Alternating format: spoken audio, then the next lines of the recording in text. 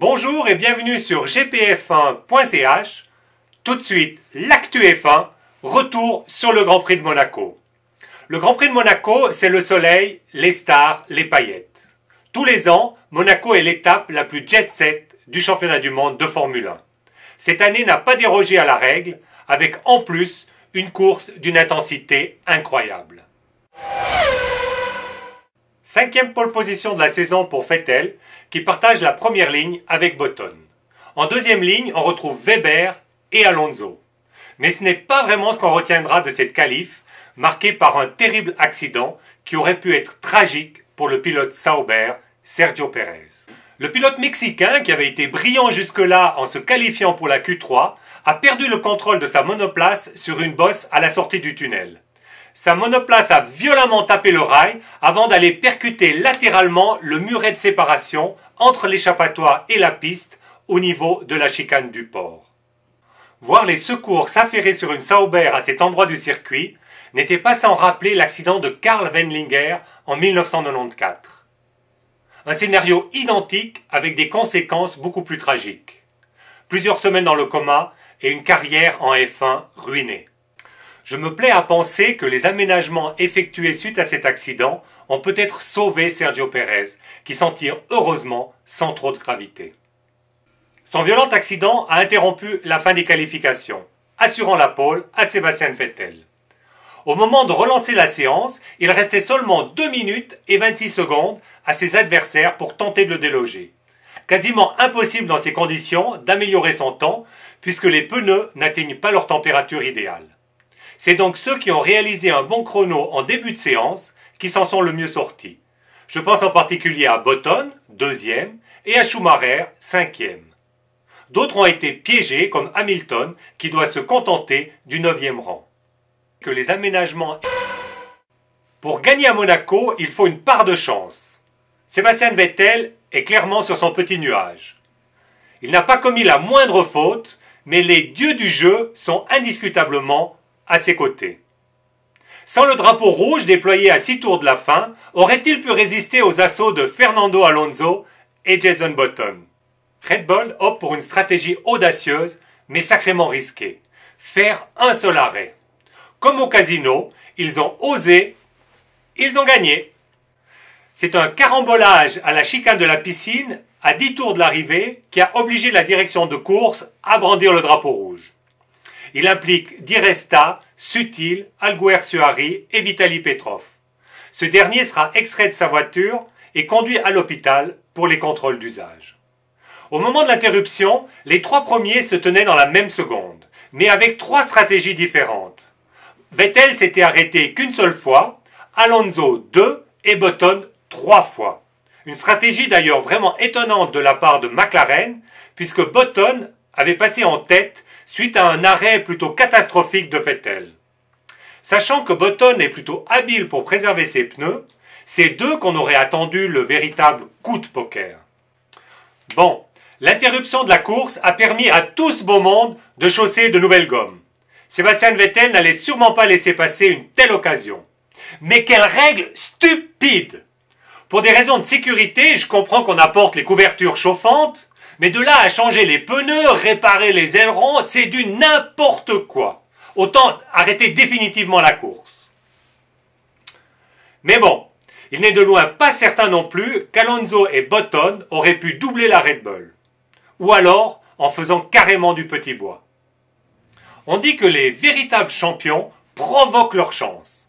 En voilà une belle démonstration avec Sébastien Vettel, victorieux pour la première fois en principauté. Le Grand Prix que tous les pilotes rêvent d'inscrire à leur palmarès. Derrière Vettel, Alonso et Button, les 3 animateurs de cette course, on retrouve Weber qui a connu une course compliquée. Passé par Alonso dès le départ, puis victime d'un arrêt catastrophique qui lui coûte plus de 15 secondes, il repart au milieu du trafic. Mais au final, après avoir doublé Kobayashi en vue du drapeau à damier, cette 4e place est plutôt une belle performance. Il se donne de la peine, mais en a. 5e, on retrouve la Sauber du japonais Kobayashi devant Lewis Hamilton, qui lui a écopé de 2 pénalités. Une première discutable pour une attaque sur Felipe Massa et une deuxième complètement justifiée pour un assaut suicide sur Pastor Maldonado. Adrian Sutil, toujours à l'aise à Monaco, place sa Force India en 7e position, devant Heidfeld et Rubens Barrichello, qui apporte ainsi à Williams ses 2 premiers points de l'année. Sébastien Buemi complète le top 10.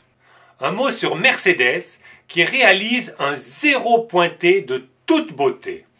Rosberg à l'arrivée, mais à une piteuse 11e place. Mercedes, c'est simple. Ils sont tout en haut de la feuille des temps des essais libres, un peu moins bien en qualif et carrément minables en course. Il faudrait vraiment que quelqu'un se dévoue pour leur expliquer que le but du jeu est certes d'être en haut de la feuille des temps ou du classement, mais le dimanche soir. Dans ces conditions, comment blâmer les pilotes? Au classement du championnat du monde, certes Vettel domine, écrase, atomise le championnat, mais au vu des 2 dernières courses, les choses pourraient se compliquer un peu, à condition toutefois que le vent de la chance change de direction. La FIA ayant logiquement décidé d'interdire l'usage du DRS dans le tunnel, qui, rappelons-le, est paradoxalement l'un des virages les plus rapides de la saison, la seule zone d'utilisation du DRS en course était la ligne droite des stands. Bien difficile d'analyser son efficacité et celle des autres artifices, tant le circuit de Monaco est atypique. Rappelez-vous la célèbre phrase de Nelson Piquet Senior qui affirmait que courir à Monaco, c'était comme faire du vélo dans son salon. À l'occasion de ce Grand Prix de Monaco, sont nominés pour le prix Orange Jenson Button, le plus rapide sur l'ensemble de la course.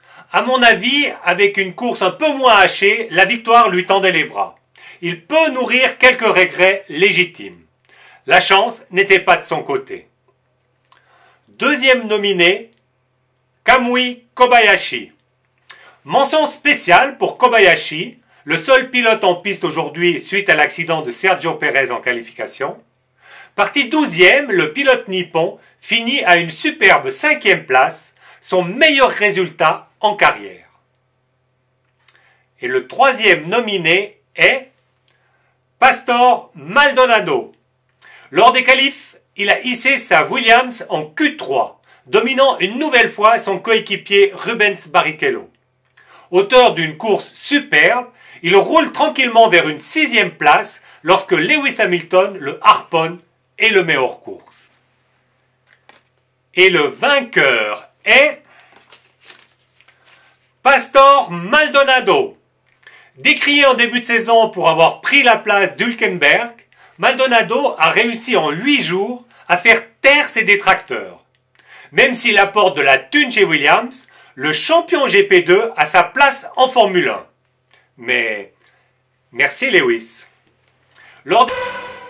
Pour le prix Citron cette fois-ci, sont nominés Jaime Alguersuari.